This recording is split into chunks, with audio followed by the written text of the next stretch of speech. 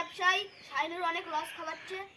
আমরা কি শুনলাম ও পুলিশ স্টেশনে কেস করেছে, ওই জন্য আমরা ওকে মার্ডার করতে চাচ্ছি। এস স্যার, চলুন।